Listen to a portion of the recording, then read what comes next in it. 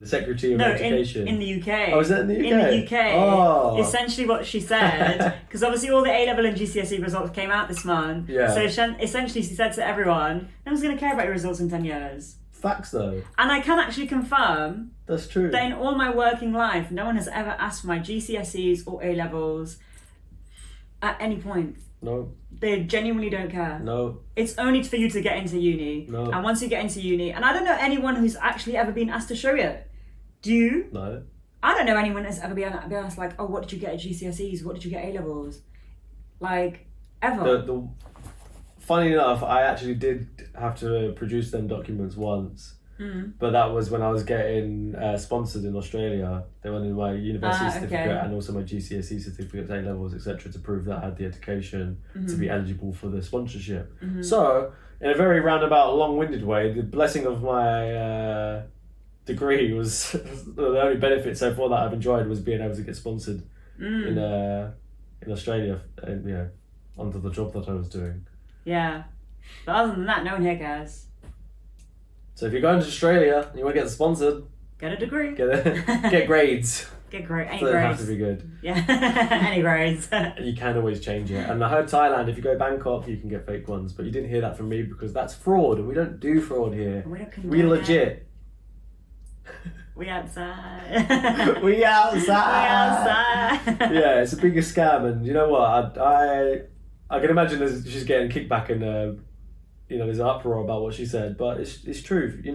Teachers, especially in sixth form, would put so much pressure on you and tell you all these things about how important it is for you to get good grades. And if you're going to university, yes, it is, because you're not going to get into good ones thing. But they don't tell you in that way. They tell you like it's the be all and end all. Yes, and if you don't get good grades, you're going to never get a good job. Yes, you're not which going is to not survive. true. Yeah, and it's like, bruv, I know people with no anything that have more money than people that have got master's degrees.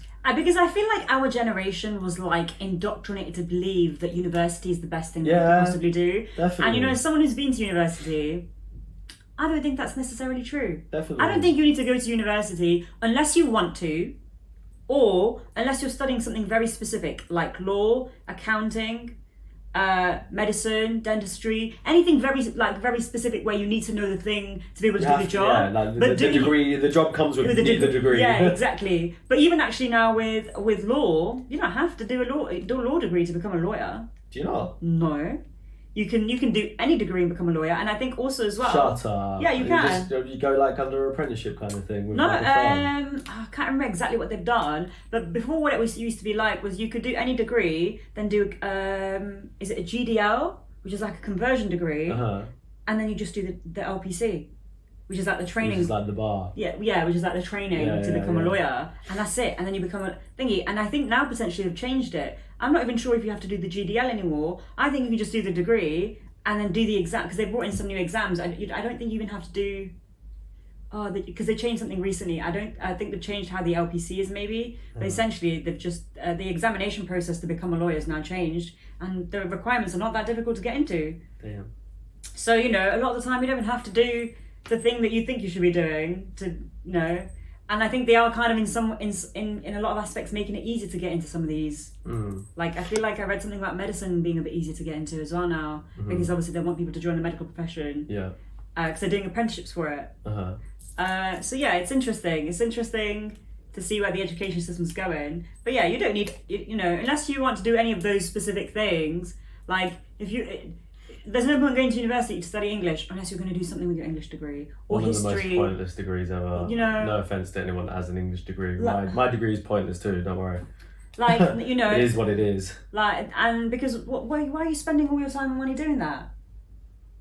That makes no sense. Honestly. So yeah, funny turn of events. We've been indoctrinated like crazy. It's a trick on both ends of the spectrum, because you've got like prestigious, well-off, wealthy people that want to go to uni because my kid's so smart and the kid's under pressure to go because their parents want to, and like it's seen as like this thing, let me go to the best at universities, get the best degrees so I can tell everyone and show everyone. And then on the other end of the spectrum, you've got like the lower to middle class side where they want to go to uni because they think it's going to guarantee me a better job, it's going to do something that probably my parents have never been able to do. And change, you know, I will live a different life because of it.